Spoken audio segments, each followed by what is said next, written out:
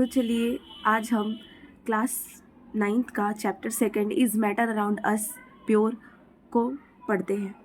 What is a mixture? Mixture is a compound made up of more than one kind of pure form of matter. तो mixture एक compound है जिसमें कि एक से ज़्यादा तरह के pure form of matter present होते हैं। Type of mixture, two type of mixture, homogeneous mixture and heterogeneous mixture. Homogeneous mixture क्या होता है? It is uniformly distributed mixture that can not be distinguished. तो जो होमोजीनियस मिक्सचर होता है वो यूनिफॉर्मली डिस्ट्रीब्यूटेड होता है और उसको हम अलग नहीं कर सकते। Heterogeneous mixture, it is a non uniformly distributed mixture that can be distinguished. और हेट्रोजीनियस मिक्सचर जो होता है वो नॉन यूनिफॉर्मली डिस्ट्रीब्यूटेड होता है और हम उसको डिस्टिंग्विश कर सकते हैं। जो होमोजेनियस मिक्सचर होता है उसको हम इजीली सेपरेट नहीं कर सकते, लेकिन जो हेट्रोजीनियस मिक्सचर होता है उसको हम सेपरेट कर सकते हैं। जो होमोजीनियस मिक्सचर के कंस्टिट्यूएंट्स पार्टिकल हैं उनकी फिजिकल प्रॉपर्टी जो है वो सेम होती है, लेकिन जो हेट्रोजीनियस से कंस्टिट्यूएंट्स पार्टिकल हैं हेट्रोजीनियस मिक्सचर के, वो उसकी उनकी फिजिकल प्रॉपर्टी जो है वो डिफरेंट्स होती है। Particles are not visible in case of homogeneous mixture. जो पार्टिकल्स है वो हमें दिखाई नहीं देते हैं, लेकिन हेट्रोजीनियस मिक्सचर के केस में मोस्टली विजिबल होते हैं। होमोजीनियस मिक्सचर जो है वो ज़्यादा स्टेबल होता है और हेट्रोजीनियस मिक्सचर जो है वो कम स्टेबल होता है। होमोजीनियस मिक्सचर का एग्जांपल है solution, a mixture of alcohol and water. और हेट्रोजीनियस का जो एग्जांपल है वो है suspension, mixture of water and sand. अब हम देखते हैं what is solution. A solution is a mixture of, कैसा mixture? Homogeneous mixture of two और मोर सबस्टेंस, एक से ज़्यादा सबस्टेंस के, दो से ज़्यादा सबस्टेंस के जो मिक्सचर होमोजीनियस मिक्सचर, उसको कहते हैं हम solution. It has two components, इसके क्या है? दो कंपोनेंट्स होते हैं, सॉल्वेंट और solute. In such a mixture a solute is a substance dissolve in another substance known as solvent. In such a mixture, a solute is a substance dissolved in another substance known as solvent. तो जो ऐसे mixture में जो solute है जिसको dissolve किया जाता है अनदर सबस्टेंस में, उसको हम कहते हैं सॉल्यूट, और जिसमें डिजोल्व किया जाता है उसको हम कहते हैं solvent. Usually solvent has larger amount. तो जो सॉल्वेंट होता है यूजुअली उसका अमाउंट है वो ज़्यादा होता है और सॉल्यूट का है जो अमाउंट वो कम होता है। Properties of solution.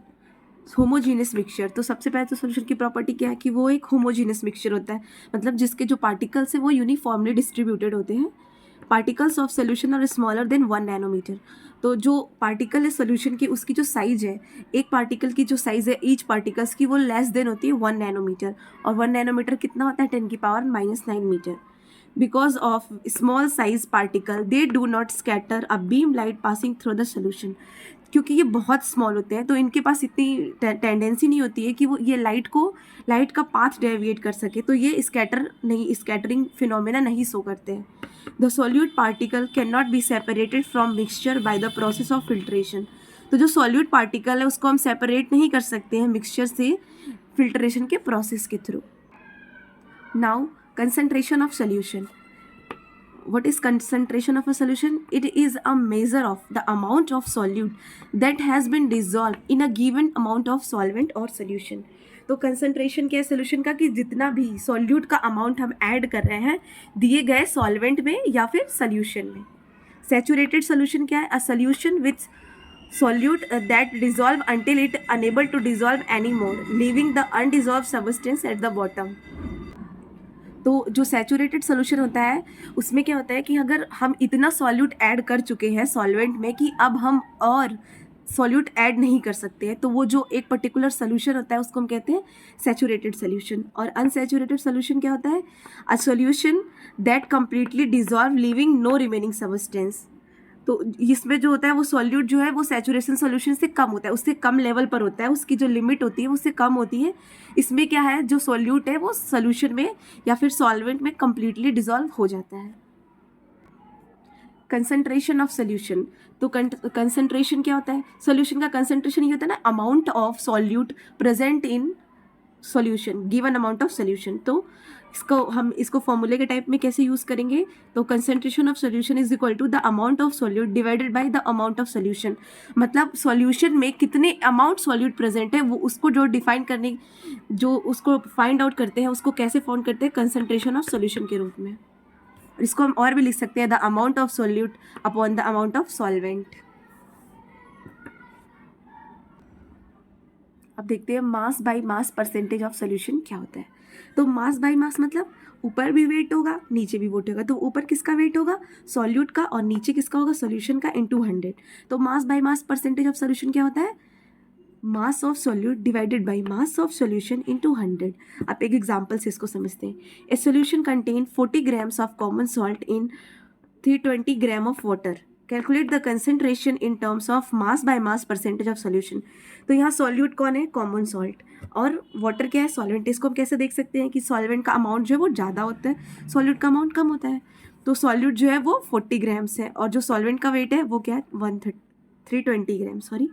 We know that the mass of solution is equals to the mass of solute the mass of solvent. तो जो सॉल्यूशन का मास होता है वो क्या होगा, पूरे मास ऑफ सब्सटेंस का, पूरा जो मास प्रेजेंट होता है बीकर या फिर हमारे किसी भी वेसल में, तो वो मास of solute plus mass of solvent के बराबर होगा। तो मास ऑफ सॉल्यूट जो है वो 40 ग्राम से और मास ऑफ सॉल्वेंट जो है वो 320 ग्राम से, तो टोटल कितना हो गया 360 ग्राम्स। तो मास परसेंटेज ऑफ सॉल्यूशन क्या हो गया, mass of solute divided by mass of solvent into 100।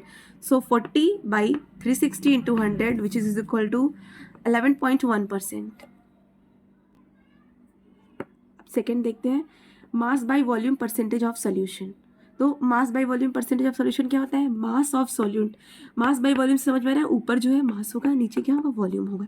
तो mass by volume percentage of solution is mass of solute divided by volume of solution into 100। अब इसको समझते हैं हम। Calculate the concentration in terms of mass by volume percentage of solution containing 3 gram of KCl in 75 ml of KCl solution. तो mass by volume percentage कैसे निकालेंगे, mass by volume percentage is equals to the mass of solute divided by volume of solution into 100। तो मास of solute कितना है 3 grams, volume of solution कितना है 75 grams, तो into 100 से हम मल्टीप्लाई कर देंगे तो यह आ जाएगा 4%। अब नेक्स्ट टॉपिक है इस चैप्टर का सस्पेंशन। तो what is suspension, A suspension is defined as a heterogeneous mixture in which the solid particle are spread throughout the liquid without dissolving in it. Its particle has diameter more than 1000 nm and are visible to naked eyes. जो suspension होता है इसके वो heterogeneous mixture है, मतलब इसके जो particles हैं वो आइडेंटिकल नहीं है, वो अलग अलग है और इन्हें हम देख सकते हैं, आंखों से देख सकते हैं, क्योंकि इनकी जो साइज़ है वो 1000 नैनोमीटर से ज़्यादा होती है। सस्पेंशन की प्रॉपर्टी क्या होती है, एक हेट्रोजीनियस मिक्सचर है, particle of suspension can be seen by naked आई, तो इसको हम नेकेड आई से देख सकते हैं। The particle of a suspension scatter a beam of light passing through it and make it's path visible. तो जो सस्पेंशन में जो पार्टिकल्स होते हैं, क्योंकि उनकी साइज़ बड़ी होती है तो उनके पास उनकी टेंडेंसी होती है कि वो लाइट के पाथ को डिस्टर्ब कर दे, तो इसीलिए वो स्कैटरिंग फिनोमेना शो करते हैं। Solute and solvent can be separated from mixture by filtration process. तो जो सस्पेंशन का जो सॉल्यूट और सॉल्वेंट है उसको हम कैसे सेपरेट कर सकते हैं एक दूसरे से, फिल्ट्रेशन प्रोसेस से। Now what is colloidal solution, the mixture in which one substance of dispersed insoluble particles is suspended throughout the other substance is known as colloidal solution और colloids। इसमें क्या है, एक ऐसा मिक्सचर है जिसमें जो एक सबस्टेंस है वो डिस्पर्स होता है insoluble particles को, तो जो वन सबस्टेंस होता है वो इनसॉल्युबल होता है, वो दूसरे जो सबस्टेंस है उसमें जो है वो प्रेजेंट होता है, तो ऐसे सॉल्यूशन को क्या कहते हैं, कोलाइडल सॉल्यूशन, या फिर उसको कहते हैं colloids. Colloids can be classified on the basis of there phase of disperse substance and phase in which it is dispersed. तो उस सबस्टेंस जिसका वो फेज होता है वो, और वो जिस सबस्टेंस में प्रेजेंट होता है उसका फेज, तो उसको हम डिस्पर्स फेज कहते हैं, और जिस मीडियम में वो प्रेजेंट होता है उसको हम डिस्पर्स मीडियम कहते हैं। Now we see a important topic, Tyndall effect. The phenomena of scattering of beam of a light by colloidal particles when passed through colloidal solution is called Tyndall effect। तो जो colloidal particles के through जो light beam of light की scattering है उसको हम कहते हैं Tyndall effect। The particle of colloidal solution do not permit light to pass through it completely, therefore the beam of light gets scattered and the path of scattered light become visible। हमें पता है कि जो size of colloidal particles है वो बड़ी है, तो वो क्या है, लाइट के पाथ को डेविएट कर देते हैं और वो स्कैटर कर देते हैं, चारों तरफ, तो जो स्कैटरिंग फिनोमेना वो हमें दिखता है, उसकी लाइट का जो पाथ है वो डिस्टर्ब हो गया है, और इसी इफेक्ट को कहते हैं टिंडल इफेक्ट। अब इसका एग्जाम्पल क्या है? When sunlight enters in a room through a small hole, the smoke and dust particle present in air scatter the sunlight to produce this effect. तो इसके लिए हम अगर अपने रूम में हम देखें तो हमारी खिड़कियों से कभी कभी धूप आती है, तो उसमें जो पार्टिकल्स, एयर में जो डस्ट पार्टिकल्स प्रेजेंट होते हैं, स्मोक प्रेजेंट होता है, वो जो है वो लाइट के पाथ को डेविएट करता है और हम देख सकते हैं टिंडल इफेक्ट को उस टाइम पर। अब हम देखते हैं कि प्रॉपर्टीज़ ऑफ कोलाइड्स क्या होती हैं। कोलाइड्स, पहली बात उसकी प्रॉपर्टी होती है कि वो एक हेट्रोजीनियस मिक्सचर है, और दूसरी उसकी प्रॉपर्टी है the colloidal particle is too small to be individually seen by naked eye. जो कोलाइडल पार्टिकल है वो बड़े होते हैं साइज में, पर इतने भी बड़े नहीं होते हैं कि वो हम उन्हें इंडिविजुअली नेकेड आई से देख सकें। Colloidal are big enough to scatter a beam of light passing through it and make the its path visible. तो मतलब कोलाइडल, यही कहने का मतलब है कि जो कोलाइडल पार्टिकल्स होते हैं वो इतने बड़े होते हैं कि वो लाइट को स्कैटर कर सकते हैं, पर इतने भी बड़े नहीं होते हैं कि वो इंडिविजुअली हमें नेकेड आई से दिखें।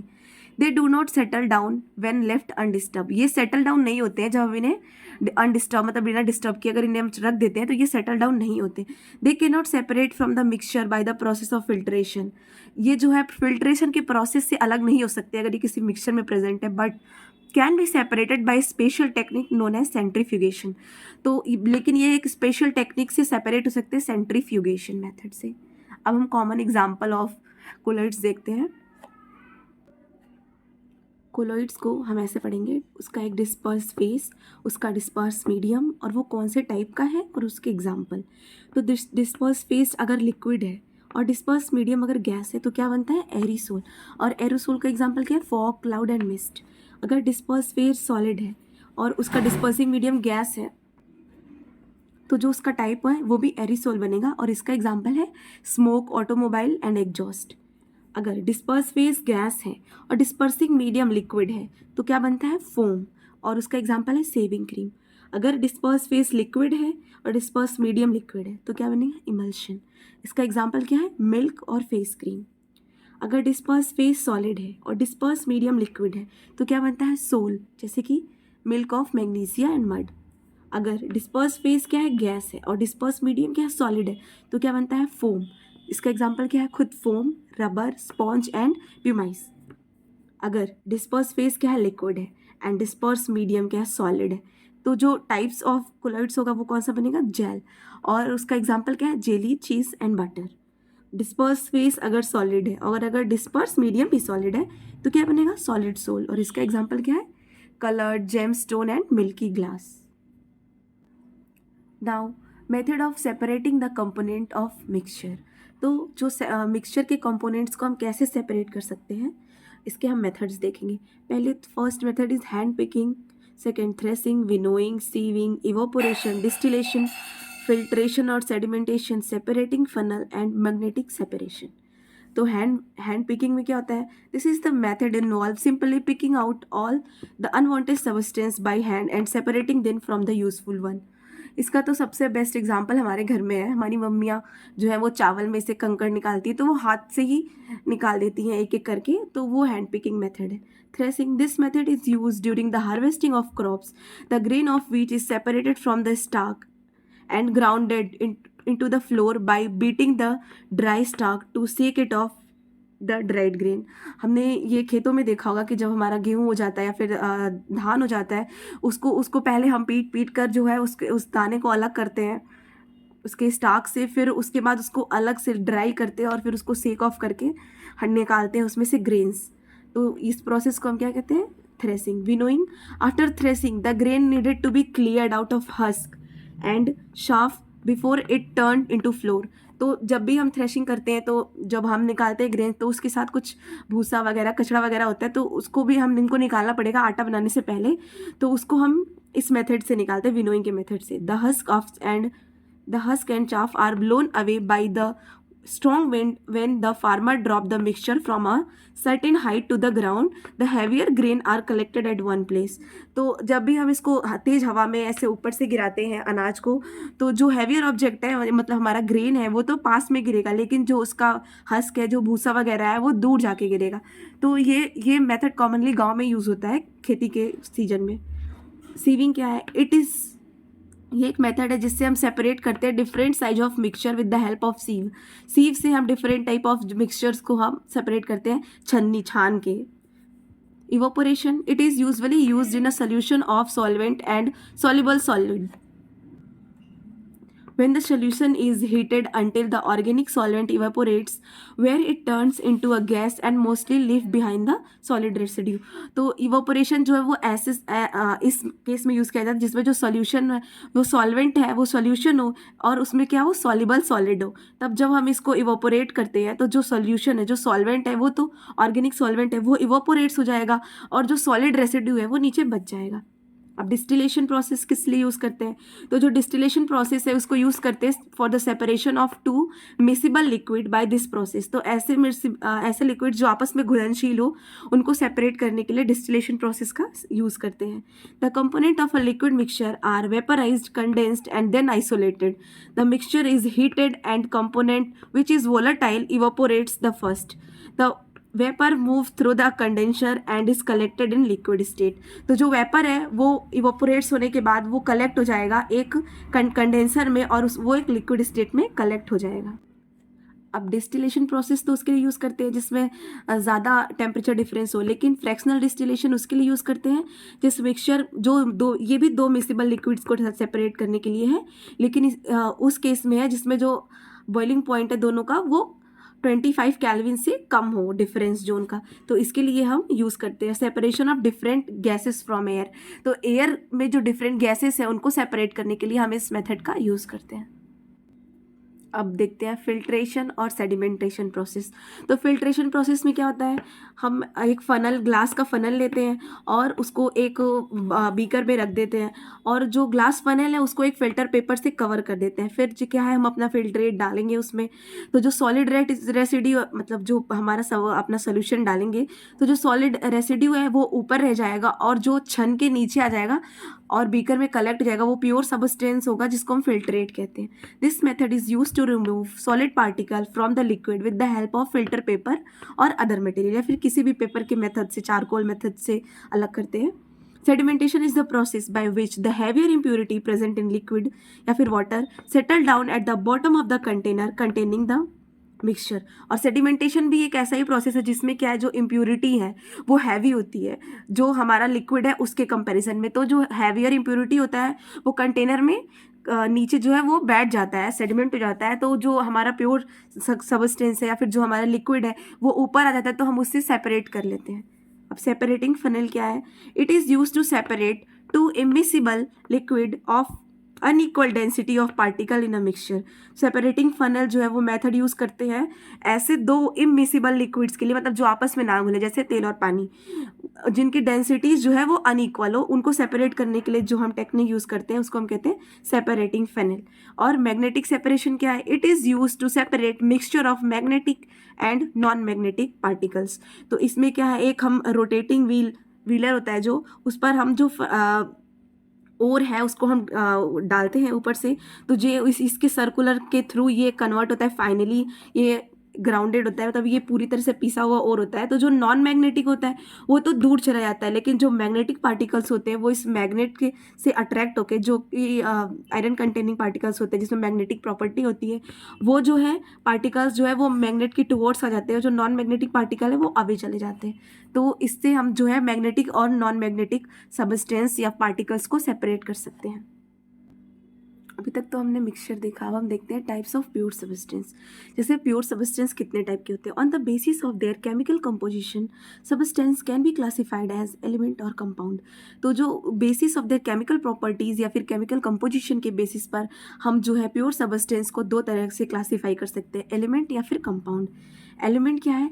रॉबर्ट बॉयल्स के according Robert Boyle was the first scientist to use the term element in 1661। तो जो रॉबर्ट बॉयल थे उन्होंने पहली बार जो है वो पहली साइंटिस्ट थे जिन्होंने एलिमेंट टर्म यूज़ किया था 1661 में। Antoine Laurent Lavoisier 1743 to 1794, A French chemist, experimentally he define element. जो एंटोइन लॉरेंट थे उन्होंने फर्स्ट टाइम जो है वो एक्सपेरिमेंटली डिफाइन किया एलिमेंट को। उन्होंने क्या definition the? An element as a basic form of matter that cannot be broken down into simple substance by a chemical reaction. तो एलिमेंट जो है वो बेसिक फॉर्म है मैटर का जिसको कि हम केमिकल रिएक्शन के दौरान तोड़ नहीं सकते into simple one. Elements is divided into 3 type. इन्होंने एलिमेंट को 3 कैटेगरीज में डिवाइड किया, metal, non metal and metalloids. Properties of metal. तो मेटल की प्रॉपर्टी क्या है? They have a lustre. उनके पास एक लस्टर होता है. दे हैव सिल्वरी ग्रे और गोल्डन येलो कलर. तो जो मेटल का कलर होता है वो सिल्वरी ग्रे या फिर गोल्डन येलो कलर का होता है.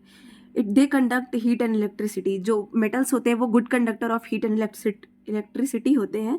दे आर डक्टाइल, मतलब वो उनको चेंज कर सकते हैं एक फॉर्म से दूसरे फॉर्म में. मैलिएबल. और दे आर सोनरस. सोनरस मतलब उनका जो साउंड होता है वो हमारी जो ईयर्स हैं उनको सुनने में अच्छा लगता है. Gold, silver, copper, sodium. तो इसका जो एग्जांपल है वो गोल्ड है, सिल्वर है, कॉपर और sodium. Mercury is the metal that is liquid as at room temperature. तो ये मरकरी सिर्फ एक ऐसा एलिमेंट है, ऐसा मेटल है जो कि लिक्विड होता है रूम टेम्परेचर पर. Properties of non metal. They display a variety of colours. जो नॉन मेटल्स होते हैं उनके बहुत सारे कलर्स होते हैं. They are poor conductor of heat and electricity. जो नॉन मेटल्स होते हैं वो हीट और इलेक्ट्रिसिटी के पुअर कंडक्टर होते हैं. They are non lustrous. वो उनमें कोई लस्टर नहीं होता है, ना वो सोनरस होते हैं, ना वो मैलिएबल होते हैं, ना उनको चेंज किया जा सकता है, ना उन्हें माउल्ड किया जा सकता है एक फॉर्म से दूसरे फॉर्म में. इसका एग्जाम्पल है hydrogen, oxygen and carbon. Bromine is non metal that is liquid at room temperature. Bromine एक ऐसा नॉन मेटल है जो कि लिक्विड होता है रूम टेम्परेचर पर. अब मेटलॉइड्स क्या होते हैं? कुछ एलिमेंट्स होते हैं, some elements have intermediate properties between those of metal and non metals. कुछ सब एलिमेंट होते हैं जिनकी जो है प्रॉपर्टीज़ जो है कुछ तो मेटल से मैच करती हैं, कुछ तो नॉन मेटल, मतलब वो इंटरमिक्स होते हैं. उन दोनों उनकी प्रॉपर्टी जो है कभी मेटल से मैच करती है, कभी थोड़ी नॉन मेटल से मैच करती है. तो उन्हें हम कहते हैं मेटलॉइड्स. इसका एग्जाम्पल है boron, silicon and germanium etcetera. Compound क्या है? It is a substance composed of 2 और मोर एलिमेंट. कंपाउंड किसको कहते हैं? जब एक सबस्टेंस में 2 या उससे ज़्यादा एलिमेंट्स का इस्तेमाल किया जाए तो उन्हें हम कहते हैं compound. Chemically combined with one another in a fixed proportion. लेकिन जो उनका प्रपोर्शनल है वो फिक्स्ड हो तो उसे हम क्या कहते हैं? कंपाउंड. तो कंपाउंड को क्या कहते हैं? कंपाउंड वो एक, 2 या 2 से ज़्यादा एलिमेंट को जब हम कंबाइन करते हैं इन अ फिक्स प्रपोर्शनल, एक फिक्स मात्रा में, तो उसे हम क्या कहते हैं? कंपाउंड. Good luck.